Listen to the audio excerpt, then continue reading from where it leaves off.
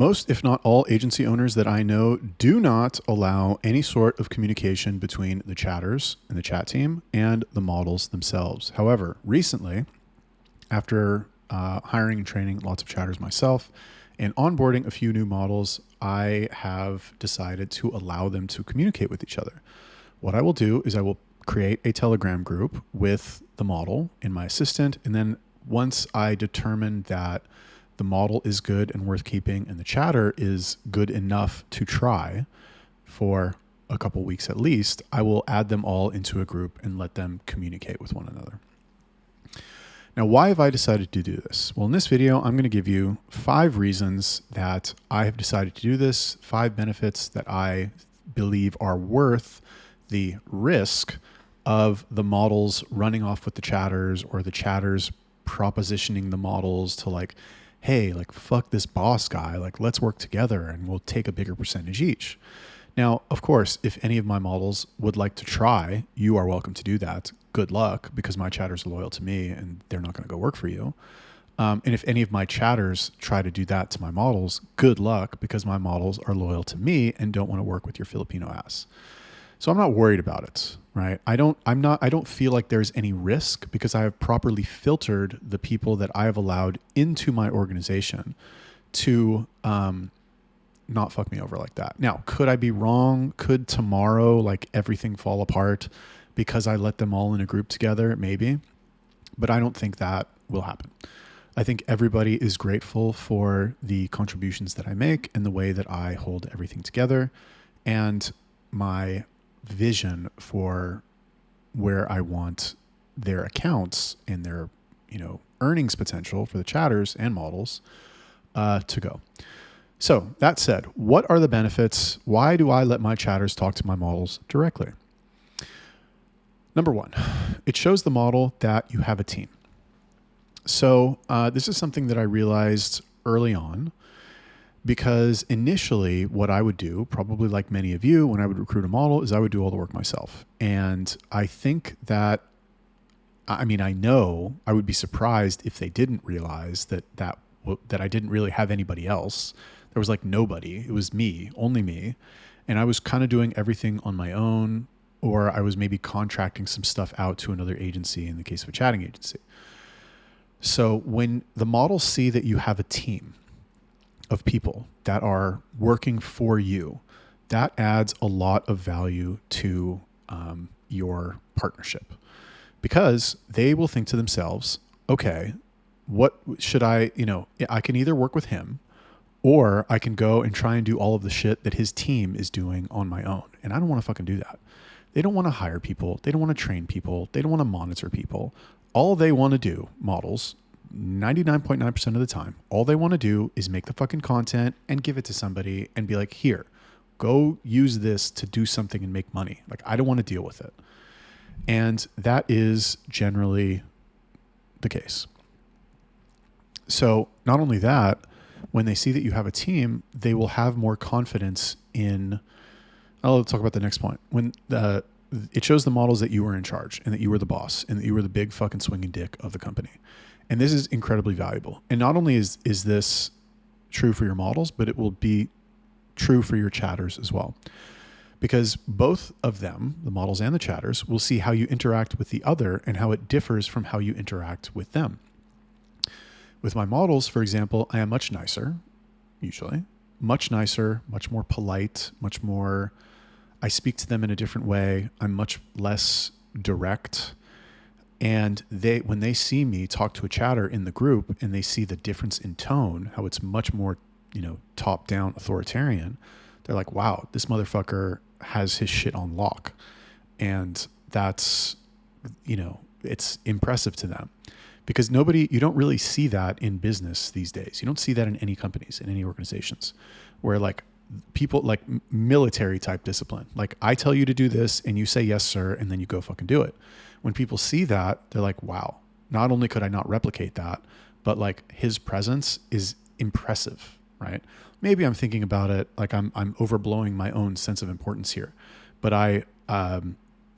trying to stay impartial as a observer, let's say, of my own behavior, which doesn't make sense, but I really do believe that that is the case. And from the chatter's perspective, these chatters, they're used to you being the boss, you being the fucking top guy, you being the one who fucking gives directions and the directions are followed.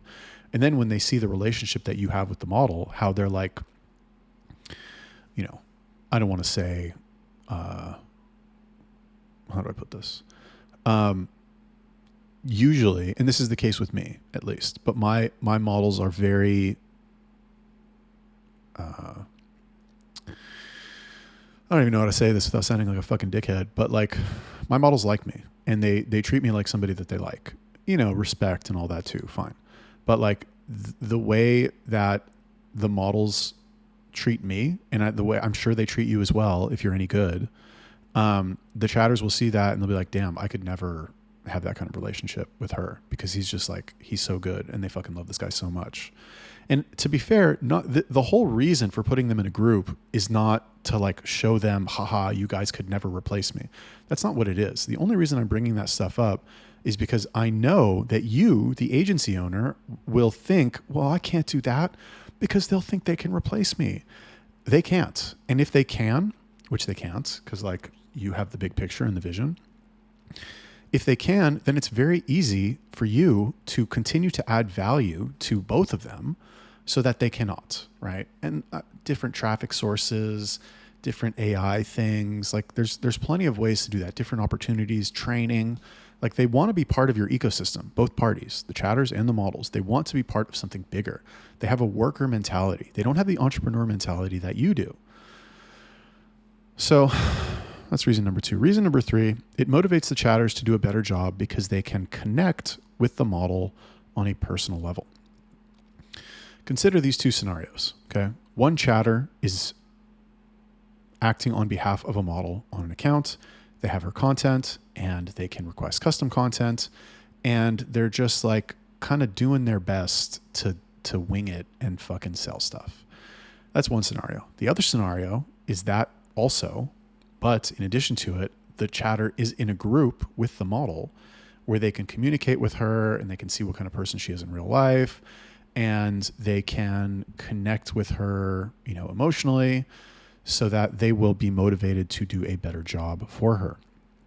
If I'm working with somebody and I'm not really friends with them and they just hire me for a job and they pay me and then I don't fucking talk to them ever again until the job is done, I'm going to have less of an emotional investment in doing a good job for that person, as opposed to if I have history with that person, if I'm constantly talking to that person and getting to know them and like seeing what kind of person they are and all this stuff.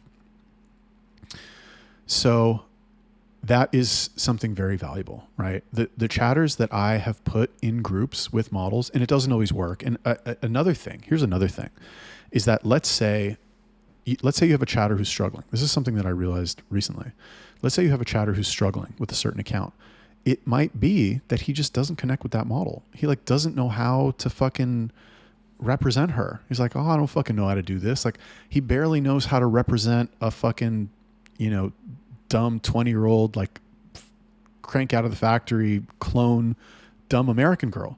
If there's any sort of variation on that at all, he's like, oh my God, BDSM. Oh my God, cosplay. Oh my God, fucking, you know, whatever, waifu, MILF. Like, oh, I can't do it.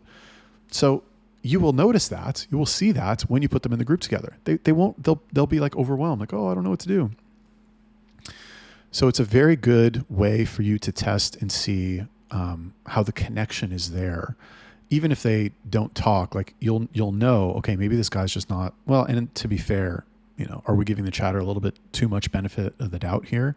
Because a good chatter will be able to sell on any accounts. So I just kind of contradict my own point there. Number 4, it makes my life easier because I don't need to play telephone. So the game telephone, if you guys remember from grade school, which is like, you know, this one person starts the message and they whisper it into somebody's ear and like everybody whispers it into the other person's ear until it gets to the end. And then the person at the end ends up having some fucking totally different thing that they said. So, obviously that's not how it is in an agency because you're going chatter to, you know, intermediary you to model or model to intermediary to chatter. And maybe you put like an assistant in there instead, whatever. But if I don't have to do it myself, then it's much easier for, let's say the chatter gets a custom order, or let's say the chatter has a question like, do you do this or do you do that? Instead of him asking me, hey boss, does this model do this? Because then I got to fucking go and I got to ask the model and I got to wait for her response, and she responds. I got to respond to the chatter. Maybe he has a follow-up question. Maybe he has multiple questions. I don't have time for all that shit. Like, let me put you in the fucking group. You ask her whatever you want to ask her, and that's it. Let's be done with it. And it's much easier and it's much faster. And like, do I need to explain any more than that? It's just better. Number 5, it frees up my assistant to do other stuff. So I have one assistant right now. I've tried to hire another one, but like the caliber of people that I've been, sifting through is just atrocious. It's like a meme at this point, how it's hard to find people who want to work, but it's true. It's hard to find. And okay, to be fair, like, would I work 7 days a week for $300 a month? No, of course not. But I don't give a fuck. Like, that's what your country pays. So, you want to learn the business, you want to get some skills. I have plenty of room for improvement. I have plenty of room for advancement in my company. And if you figure out, if you come up with a way to utilize the infrastructure that I have in place to make more money for both of us, let's fucking go. Let's go for it. I'm down. But, most people don't think like that. You're lucky if you can get somebody smart enough to fucking copy paste something for 8 hours a day. Anyway, I do have one assistant, and he's usually good, because if I ask him to do something, he will say okay, and then he will do it. Not always the fastest, and sometimes he'll kind of disappear for a few hours, which I make it very clear to him that is not okay, and he's on thin ice. He hasn't done that lately, so we're good. And he usually gets everything done that I ask him to get done, and he provides reports, and he does a good enough job for what I pay him.